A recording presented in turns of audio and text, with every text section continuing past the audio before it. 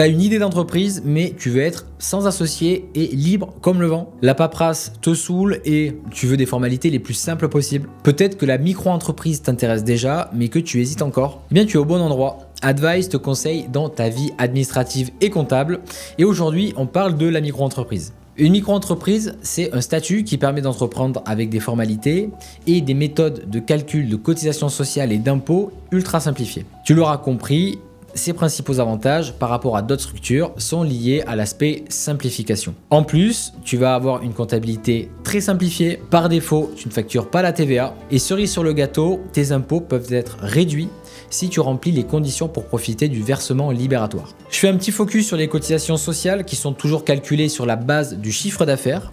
Elles sont de 6% pour la location de meublés de tourisme classés, 12,3% pour les activités commerciales de marchandises, 21,2% pour les prestations de services commerciaux et artisanales, 23,2% pour les professions libérales réglementées relevant de la CIPAV et 24,6% pour les autres prestations de services, un taux qui passera à 26,1% au 1er janvier 2026. Les taux sont donc plus faibles que ce que l'on peut retrouver dans les sociétés, mais ne t'y trompe pas. Ici, on calcule les cotises sur la base du chiffre d'affaires.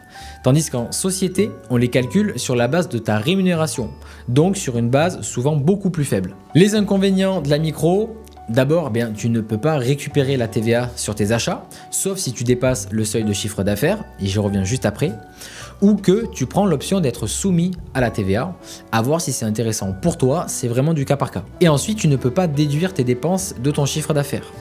Donc, comme pour les cotisations sociales, le calcul de l'impôt sur le revenu se fait directement sur la base de ton chiffre d'affaires, avec un abattement forfaitaire de 34, 50 ou 71% selon ton secteur d'activité. Comme je te l'ai dit, il existe des plafonds de chiffre d'affaires et un seuil au-dessus duquel tu as l'obligation de facturer la TVA en micro-entreprise. On va zoomer là-dessus. Le seuil de chiffre d'affaires qui te fait sortir du régime micro, il est de 77 700 € pour les activités de service et 188 700 € pour les activités de vente de marchandises. Dès que tu dépasses ce seuil 2 années de suite, tu sortiras du régime micro. Le plafond de TVA, quant à lui, il est de 85 000 € pour les activités d'achat et revente et de 37 500 € pour les activités de service. Et ces seuils sont les seuils de base. Et il y a une tolérance pour dépasser un peu jusqu'à des seuils majorés qui sont de 93 500 € et 42 500 €. Dès que tu dépasses ces seuils majorés, tu deviens obligatoirement soumis à la TVA. Donc mon conseil, c'est de choisir le régime micro si tu n'as pas beaucoup de charges, que tu n'as pas besoin de récupérer la TVA sur tes achats et que tu veux des formalités et une comptabilité super simplifiée. Si tu veux faire évoluer ta micro-entreprise, 2 options vont s'ouvrir à toi. D'abord, rester en entreprise individuelle mais passer sur le régime réel.